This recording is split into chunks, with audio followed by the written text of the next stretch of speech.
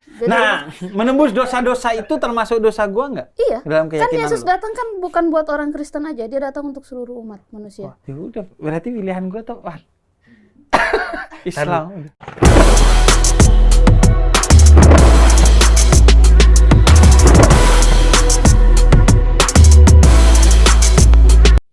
Shalom, salam sejahtera dalam kasih Tuhan Yesus Kristus. Kembali berjumpa dengan saya di dalam kajian Suara Kebenaran.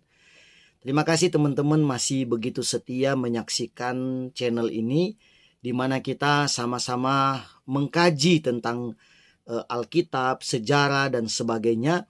Sekaligus kita juga memberikan tanggapan komentar kepada orang-orang yang seringkali menyelewengkan kebenaran-kebenaran di dalam Alkitab. Ya, video saya yang sebelum ini yang saya posting itu mengomentari tentang pernyataan dari Ustadz Jafar ya, yang mengatakan tentang agama. Sudah saya jelaskan. Teman-teman yang belum menonton silakan boleh link ke video sebelumnya ya.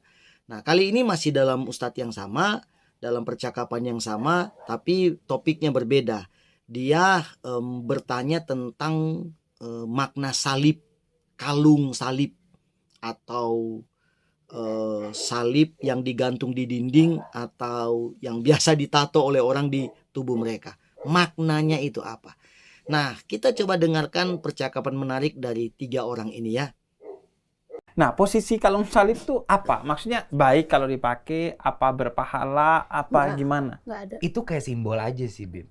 Justru banyak orang yang tatoan juga salib gitu. Iya, apa itu? Ada pahalanya? Simbolik karena menurut kaum kita ya, Katolik itu Kok kita? oh enggak, kita Kami. begini, kami ya. Itu jangan bawa satu history yang tertulis di Bible, karena kan Yesus mati disalib. Berarti itu endingnya menurut kita ya. Kami. Makanya banyak orang yang mungkin tatoan. Tanda kemenangan sih. Tuh, karena menebus dosa-dosa di dunia ya. Iya.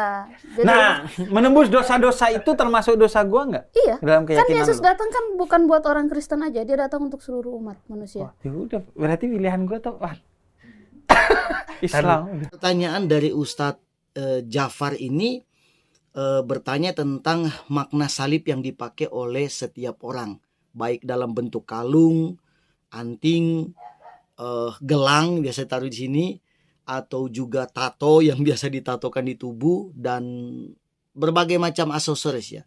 Maknanya apa? Saya sepakat dengan jawaban dari Onet ini dan teman yang satu saya lupa namanya ya, stand up komedi mereka ya. Ya, saya setuju dengan jawaban mereka bahwa itu adalah simbol kekristenan, simbol kemenangan ya, yang dimana Yesus disalibkan, kemudian dia mati dan bangkit pada hari yang ketiga, menandakan kemenangan bagi kita, bagi kami gitu yang percaya kepadanya. Simbol. Jadi sejauh jawaban mereka itu betul, dan mereka menjelaskan tentang simbol kemenangan, betul, saya setuju. Nah, yang jadi persoalan di sini adalah ketika Ustadz ini menyebutkan ketika mereka menyebutkan, 2 orang ini menyebutkan bahwa Yesus itu mati buat semua orang. Yesus mati buat semua orang. Lalu ditanya sama Ustadz ini, termasuk dosa gua dong? Iya. Nah, Yesus mati buat dosa manusia, semua dosa manusia, termasuk dosanya dia, berarti dia tidak salah dong. Walaupun memilih agama Islam, tapi dia tetap selamat karena Yesus mati buat semua orang. Ini yang perlu kita jelaskan sedikit teman-teman. Pernyataan Yesus mati buat semua orang itu, ya betul, tidak ada yang salah di situ. Karena Yesus itu mati tidak milih-milih. Oh, saya mau mati buat kelompok Yahudi saja, atau kelompok kelompok Kristen. Dia mati buat semua orang. Tapi apakah semua orang itu akan selamat karena Yesus sudah mati? Nah, kita perlu mendasarinya lewat Alkitab. Saya bacakan dulu buat kita dalam Yohanes 3:16. Ini ayat umum ya, yang seringkali dibacakan di setiap Natal begitu ya. Yohanes 3:16, karena begitu besar kasih Allah akan dunia ini, sehingga ia mengaruniakan anaknya yang tunggal, supaya setiap orang percaya kepadanya tidak binasa, melainkan beroleh hidup yang kekal. Jadi pengertian setiap orang di sini adalah tidak berhenti sampai kepada semua orang. Setiap orang. Itu masih ada koma. Setiap mereka yang percaya kepadanya. Itu yang menjadi poin penting. Jadi semua orang ini adalah semua orang yang percaya kepadanya. Kalau kita tidak percaya kepada Yesus sebagai Tuhan, kematian dia itu tidak akan berarti buat kita. Tidak akan berarti. Makanya, atau dengan kata lain ini, bukankah kelompok Ustadz ini dan teman-temannya sering menghina, mencaci, dan menyalahkan, menolak kematian Yesus? Nah, ini kan ironis ketika dikatakan Yesus mati buat semua orang, termasuk dia dong katanya, mengalami pengampunan dosa itu. Bukankah mereka menolak kematian Yesus? Tidak menerima bahwa Yesus mati. Bagaimana mungkin dia mengalami karya salib itu dalam hidupnya? Kan kontradiksi. Tidak mungkin kan? Lagian juga di dalam Yohanes 3:16 dikatakan mengaruniakan anaknya yang tunggal supaya setiap orang yang percaya. Jadi bukan semua orang dalam konteks semua. Itu tidak titik, tapi setiap orang yang percaya. Yang percaya dan mengaku dia Tuhan. Di dalam Roma, saya bacakan ya, Roma pasal 10 ayat 9 dikatakan begini.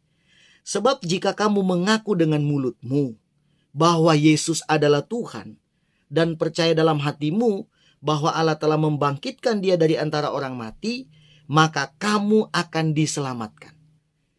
Jadi jikalau kita mengaku dengan mulut kita bahwa dia Tuhan, percaya dalam hati bahwa Allah telah membangkitkan dia dari antara orang mati, berarti dia mati dan dibangkitkan, maka kita diselamatkan. Jadi kematian Yesus di atas kayu salib berlaku buat semua orang yang percaya. Kalau kita memilih percaya, kita akan mengalami keselamatan.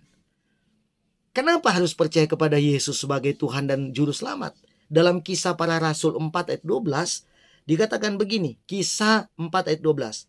Dan keselamatan tidak ada di dalam siapapun juga selain di dalam dia, Yesus ya. Sebab di bawah kolong langit ini tidak ada nama lain yang diberikan kepada manusia yang olehnya kita dapat diselamatkan. Jadi hanya Yesus satu-satunya juru selamat. Jadi kalau seseorang mengharapkan keselamatan dari Tuhan, tetapi dia tidak percaya Yesus sebagai Tuhan, dia hanya menganggap Yesus itu nabi manusia, tidak menerima dia sebagai Tuhan, lalu berharap untuk diselamatkan, itu sama seperti kita sedang mengharapkan mengharapkan mendapatkan sesuatu di seberang sana, tapi kita tidak mau jalan. Ya kan?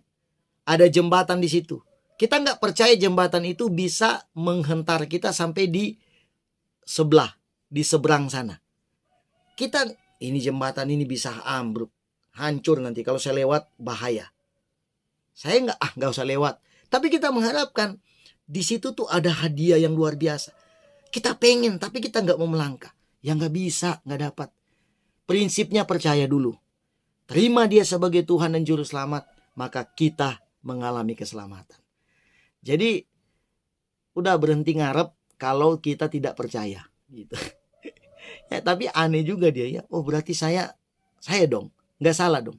Dia menolak Yesus sebagai Tuhan, sebagai Tuhan yang mati, tapi mengharapkan, ya kan? Nah, menjadi pelajaran buat kita teman-teman, lebih mendalami tentang prinsip kematian Yesus di atas kayu salib, supaya kita pun tidak salah di dalam kita beriman kepada Dia.